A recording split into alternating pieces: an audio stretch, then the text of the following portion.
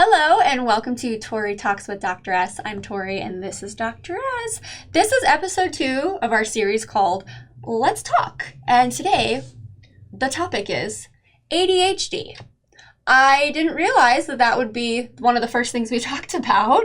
It's interesting because, first of all, thank you to everybody that commented and then commented on other people's comments. Like, what a beautiful group of people they were. And also just being so personal and sharing everything. That's, vulnerability is not everybody's favorite feeling. It's very difficult to do. So, yeah, I appreciate that as well. Yeah, thank you so much. But ADHD. So, hey, you're a school psychologist. You seem to know probably more about ADHD than I would from a clinical standpoint. Well, from a educational standpoint. So I only work in a school setting. So I would only really know, if a child has characteristics consistent with someone diagnosed with ADHD. Interesting. So we don't diagnose. We only do educational eligibility, and that applies to all of our eligibility categories. So if we're doing autism or ADHD or any mental health disorders, we don't diagnose, right? Do you ever feel like some of them are misdiagnosed?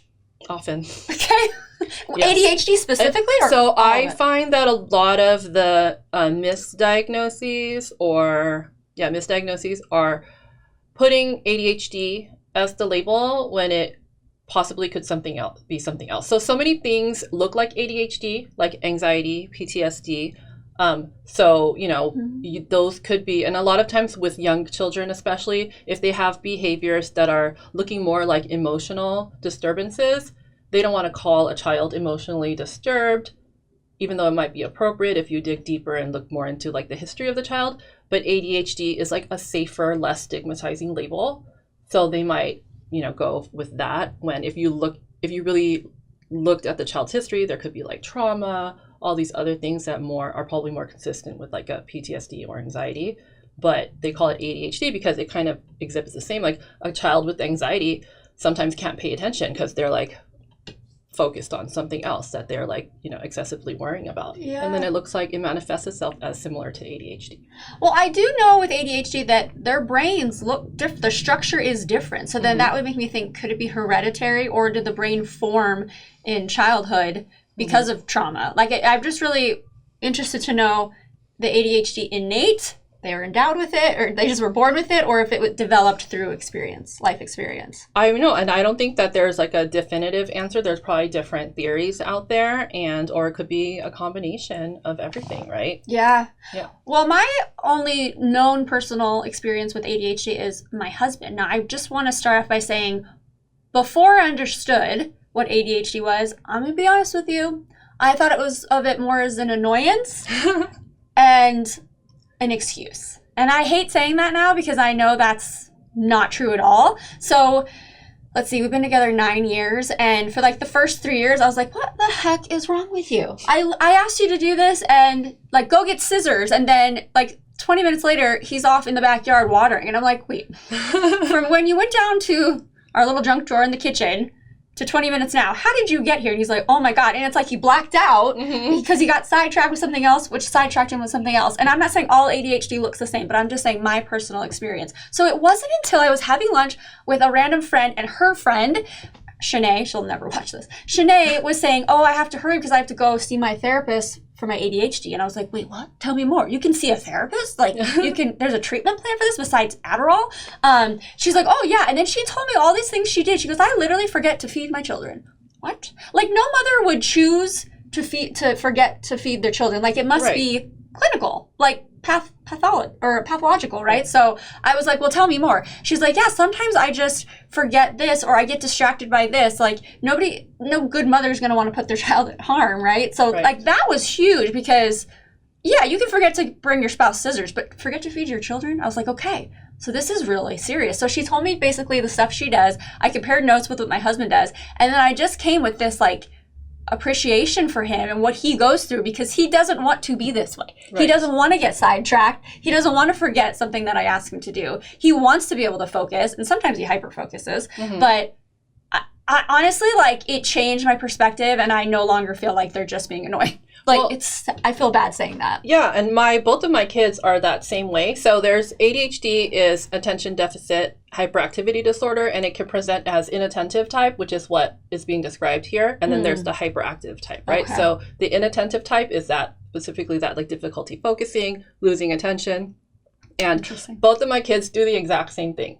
They'll start doing something and I will literally see it in their face where they like veer. Yeah. Like, what happened? And even with my younger kid, when I was going to school to be a school psychologist, we had a project where, so anytime we suspect ADHD in a child, before we would move forward with an evaluation, we would provide them with behavioral interventions and see if they're able to improve with regular kind of interventions in the general education environment. And so I did my homework on him.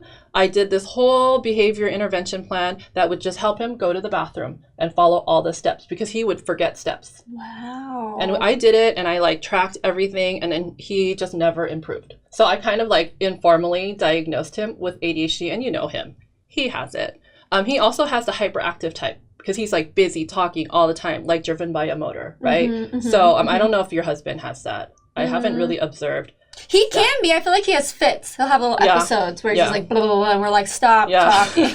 But then sometimes he just is quiet. Like, I don't know if it's an overstimulation. But And so with some people, it's like manageable, right? So like at this point, like for my son, it's kind of adorable. He just talks and talks and talks. But then there are some kids where like they act impulsively and they'll get into fights or they'll speak too soon about something and not be able to like manage it in a social setting, right? So then at some points, you know, like parents try medication hoping that that will help.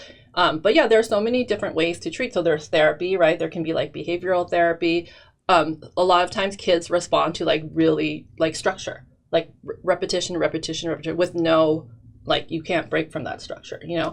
Sometimes it gets, those behaviors are also consistent with like kids on the spectrum, because when you're little it's really hard to know like what these behaviors mean, right? So very interesting. It's a lot. And then kids also get yelled at a lot for these, right? So then that kind of leads to like trauma over the years. Like people think I'm stupid because I can't finish this on time or I can't get my work done. They wind up not being able to like learn their like educational goals, right? Like reading, writing, math, because they can't focus, and then they get called like stupid, and that has like emotional impact on kids too. My husband is 35 and still says he's stupid and still thinks he's stupid because not only did he come to this country not knowing English, he was also, he was diagnosed with ADHD. So then he just felt like, I mean, the system really failed him, to be honest with you. And maybe they didn't know what to do with him, so that's another topic for another time. But his whole life he was called stupid and led to believe he was stupid. So even in adulthood, he thinks he's stupid. And he's brilliant. Right. It's crazy. He is. And when your partner or people around you don't understand that your brain works differently, then they think they take things personally. Exactly. So you're like, why are you late all the time? You know, that's so rude to me. Like, why would you treat me that way? And like, they're really not doing anything to you at all. It's just their brain is like wired differently. That's exactly how I felt. I would be like, you chose not to remember in spite, like out of spite for me. And he's like, what? Why would I do that? And I love you. I kind of understand what you're saying too about, well, so my kind of bias against it earlier before I learned more about it is like, well, why can't you just, like, you know you have this problem, why don't you do something about it, right? Okay. So, and I sometimes do, like, I love that your friend is going to therapy to try to figure out how to work with this, because you can't change your brain. I mean, you can use medication and maybe that will help, but a lot of people react where, like, I know your husband took it as a child and it just, like made him flat. Like, it took away his personality, which is, like, amazing, right? Yes. We don't want people, you know, like, it works for some people, not for everyone, but sometimes, like I said, like, routine repetition helps. So teaching people like how to use the tools, like, you know, technology is such a great tool right now for people with ADHD, because that can help, like, you know, but you have to use it, right? So, you know, so yeah, I mean, I think like it is really complicated. It is, but just like learning to like give grace to them, because they literally can't help it. And the people that think they're making excuses, I was one of them, and they're not. Like, literally, my husband's the sweetest guy in the world. He wouldn't want to forget something, you know, that I asked him to do, because he always felt horrible, like, oh my God, I don't know how I got here. What, with a hose in his hand, watering. So I think that, if we just like take the stigma away that these people are not paying attention, because of you, they don't like you, to spite you, they're selfish, like all these things. It's horrible to even think that I even thought that for a second, because they really can't help it. I've seen their brain. It's literally structured differently. So and they don't want to be that way. Right. I come back to my friend Shanae. She doesn't want to forget to feed her children, these little guys that are helpless without them. But it's been a very big topic of debate because there are a lot of people that are self-diagnosing themselves with ADHD, which maybe they just need an answer for what they're feeling or if they're feeling off. But yeah, I think that it's also hard to find, well, in America, hard to find, help with mental health, and it's expensive. It's so hard. It's so hard to get referrals. Like, people just don't have space because they don't, like, they were not taking new clients at this time because they're fully booked, or their insurance, there's just so many different things. Yeah.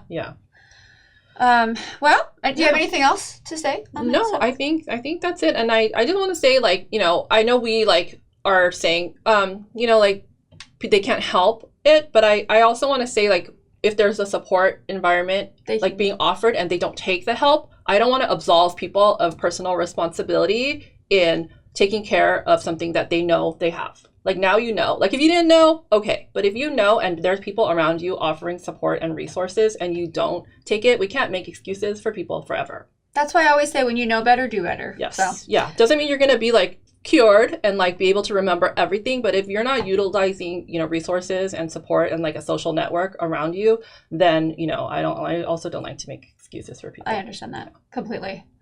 Well, gosh, thank you so much again for the people that have commented, and because that really led us to this conversation. It was really neat. Some people saying that their sons are on the spectrum, and just, like, all the different, I mean, I think sometimes we don't realize we're more alike than we know if we just share a little bit more about each other. I noticed that too, like, whether you have ADHD or someone who does, everyone's impacted by it in some way. So it's great. I love dialogue. Yeah. Like, we've been saying this from, like, our very first episode. Everything is all about dialogue, and, like, that's how we solve problems, understand people better. So I love that we're doing this. I do too. Well, I don't know what our next topic is going to be for episode 3, but maybe somebody could suggest it, or it'll happen naturally like it did with the people that were commenting. It just kind of came about. Thank you so much. Still, let us know what you think. What are your thoughts about what we said? And comment below, and then we'll see you next time. Thank you so much for watching. Bye-bye.